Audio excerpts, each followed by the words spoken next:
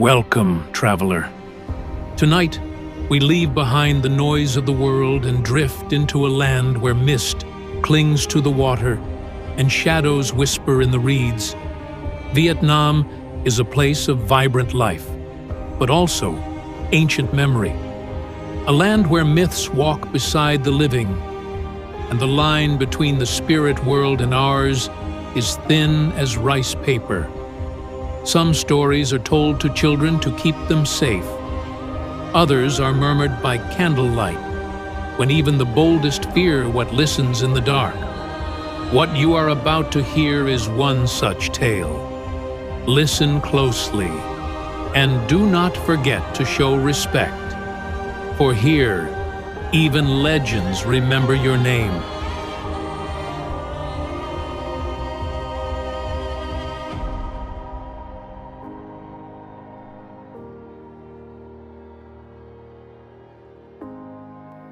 The silent monk of Che Dang Temple.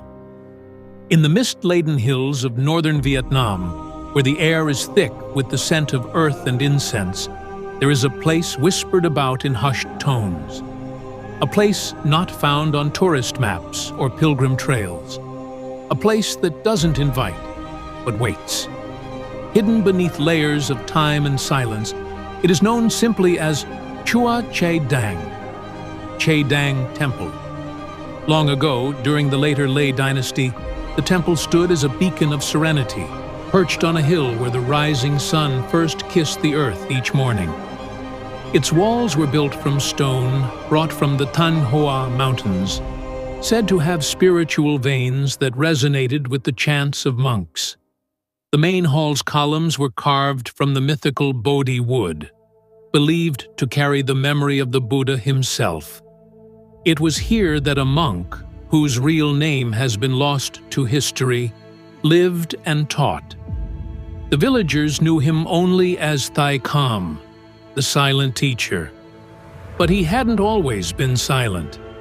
They say he once spoke with such clarity that his words soothed the minds of the grieving, calmed the madness of the disturbed, and even healed the sick with nothing but his voice. Some believed he could see the truths people hid, even from themselves. But one morning, without warning, the teacher fell silent. He did not whisper a vow, nor announce a retreat. He simply stopped speaking. He withdrew to the temple's main altar, sat cross-legged in the lotus position, and closed his eyes. The villagers thought it was a brief meditation, a spiritual fast of the tongue. But days passed, then weeks. He neither moved nor ate. The candles around him burned low, but he did not reach to light more. The winds came and went. The rain whispered through the temple's broken tiles, but he remained, still as stone. On the seventh day of his silence, a strange hush fell over the entire hill. Even the cicadas fell mute, and on the eighth day, he vanished. No body, no footprints, no sign of struggle. Only a darkened imprint on the wall behind the altar, the faint shadow of a man in meditation. Not painted, not burned, impressed, as if silence itself had engraved his presence into the stone. From that day forward, the temple was abandoned. No monk dared return. No ceremony was held. The villagers spoke of it only in riddles. Some believed Thai Kum had ascended to nirvana, dissolving into the space between moments. Others whispered he had been swallowed by the void he sought, trapped forever between the worlds of the living and the unseen. Yet over time, stories began to emerge, quiet ones. Wanderers, those lost in thought or path, would come upon the temple by accident, and some claimed to see a figure inside, a man in faded saffron robes, seated exactly where the monk had once been, unmoving, no face visible, just the curve of a spine and the impression of stillness too perfect to be human. One pilgrim swore he had tried to speak to the figure, but before the words could form, he heard a voice not through his ears but inside his skull, whispering, "You already know the answer." Another man, a skeptic, ventured inside and came back days later. Hair gone gray, eyes wide, silent forever. He never spoke again. A retired fisherman from Ha Long, now an old man, once said, "When I looked into that temple, I didn't see the monk. I saw myself, not as I was, but as I might have become, a version of me who had chosen silence and never looked back." Today, Che Dang Temple remains hidden among the trees. Overgrown vines drape over its broken steps. The path to its gate is thin, winding, and growing fainter with each passing year. But still, it waits. Each year, on the night before Vulan, the festival of the wandering souls, people report glimpses of soft lantern light flickering near its entrance. No one claims to have gone. Yet fresh offerings of incense and lotus buds appear at the base of the altar. Some say they are placed by spirits seeking counsel. Others believe the monk himself rises for one night, not to speak, but to pray for us.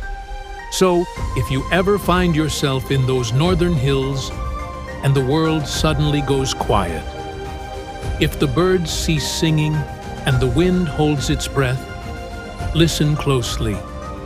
It may not be silence you're hearing. It may be They Come, the silent teacher, still meditating between this world and the next. Long before organized religion reached these lands, the Vietnamese people lived by a quiet faith rooted in the rhythms of the earth. This belief system is not superstition, nor a relic of the past. It is something lived still today. In the countryside, if you walk along a winding path, you'll often see a small altar tucked beneath a banyan tree, or a bowl of rice left beside a rock. These aren't random gestures. They are acts of respect for the spirits of the land. Then Jat, the guardians of place.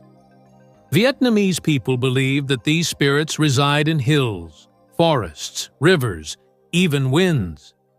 Before cutting down a tree or digging into the earth, a villager will often light incense and speak to the spirit first, asking permission. It's not fear that motivates this ritual, but relationship. Everything is connected, and everything responds. Take the banyan tree, for example. Its thick, knotted roots and wide canopy make it a favored dwelling for forest spirits. People avoid disturbing these trees and often build tiny shrines beneath them.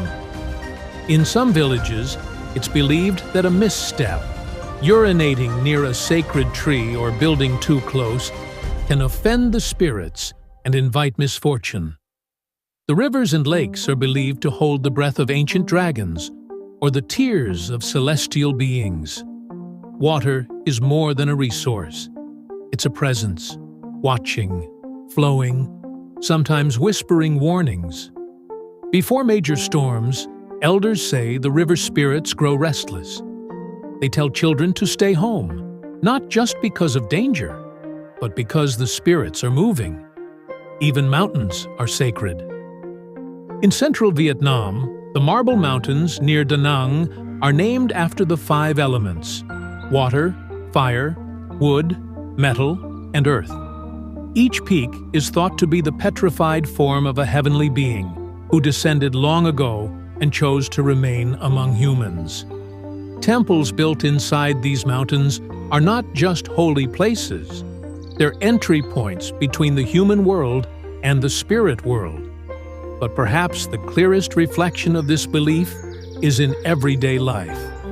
In homes across Vietnam, you'll find altars, not just to ancestors, but to the kitchen god, the god of the land and wandering spirits. Every Lunar New Year, families burn offerings to send these spirits gifts in the afterlife. They fold paper into the shapes of money, clothes, or even smartphones, believing the smoke will carry them across worlds. This isn't religion in the Western sense. There is no single doctrine or dogma.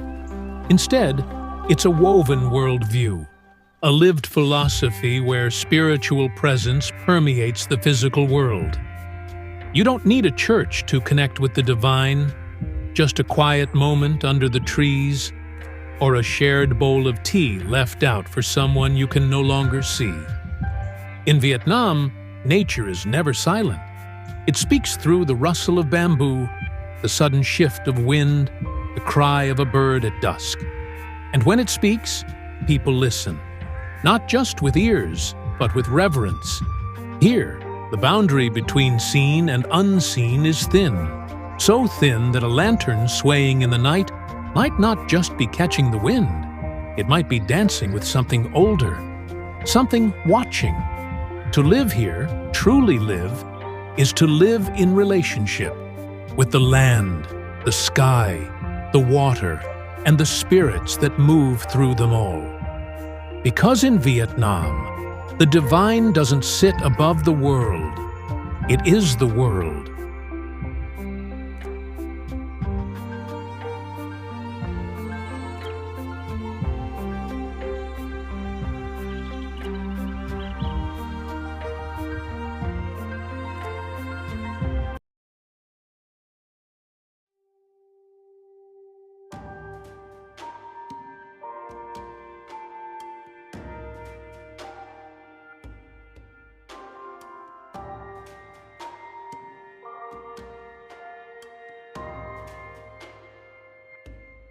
Friends, subscribe to the Hop Coast channel so that you don't miss other mystical stories that permeate the ancient streets of Vietnam.